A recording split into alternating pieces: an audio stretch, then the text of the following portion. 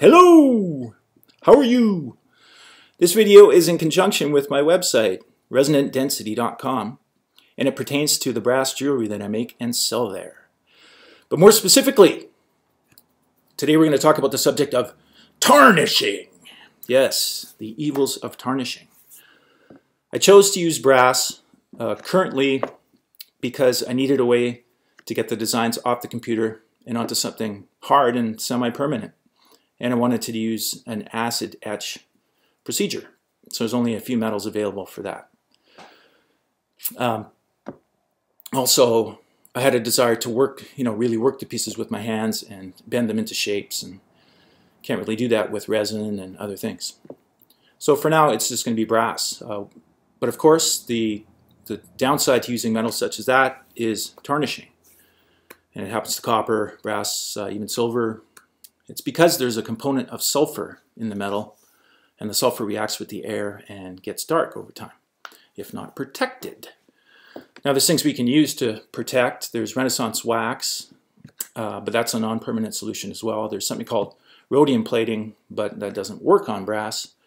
So what I've just chosen to do is use a clear lacquer, and I find I get 2 to 3 months out of mine. I pretty much wear mine all the time, except when I'm in the shower. So 2 or 3 months is not bad, especially when considering what I'm going to show you next. It just takes a few minutes to refurbish these things. Okay, so here we go. I'm going to point you down. Down, down.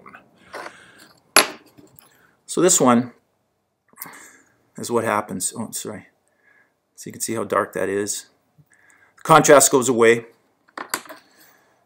This is a brand new one. So you can see what a fresh one looks like in comparison.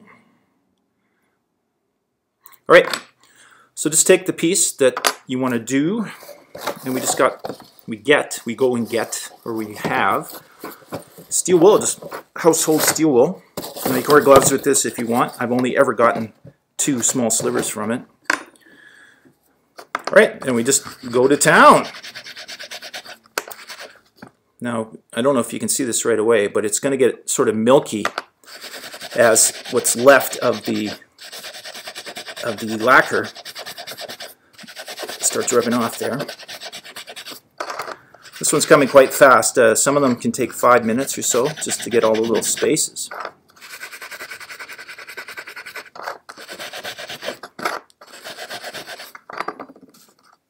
Anyway, you get the idea, like that. So already it's much improved, but I'll show you one that I did. That took about 5 minutes for this one, depending on the thickness of the lacquer, etc. Now, what can happen, I actually spray paint these black before I finish them. And the whole thing is black, and then I come back in with the steel wool, take the black off of everywhere, and in the little crevices of the second etch, a little bit of the black will stay there and provide the contrast, and I think we need that. So if you find that once you've cleaned yours, rubbed it clean, if the black has gone away, you can do the same thing I do. Take the black spray paint. This one's matte, and literally until it's covered, till it's completely black, leave it overnight. Next day, come back in with the steel wool again, and don't be fearful, it's all going to work out right.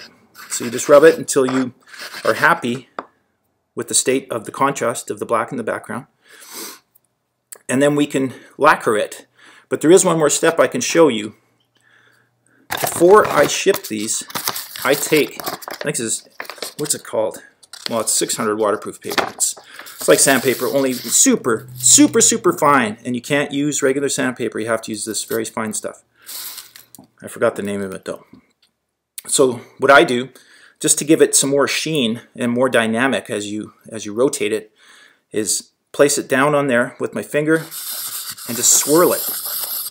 And I make sure I'm pushing each area down separately. And as you can see, can you see that? Sorry, there. So the swirls add some glitter as you rotate. So I would consider that ready to spray. So just go out and get some clear lacquer, and best outside of course, and spray. I do 5 to 6 light coats And if it's a nice hot summer day, that takes no time at all. And then just let it dry overnight. I think the lacquer does take a week or so to cure completely. So just go easy on it. So I hope that helps. And if you have any questions, I'm not going to have comments associated with this video, but you're welcome to write me at info@resonantdensity.com if you have any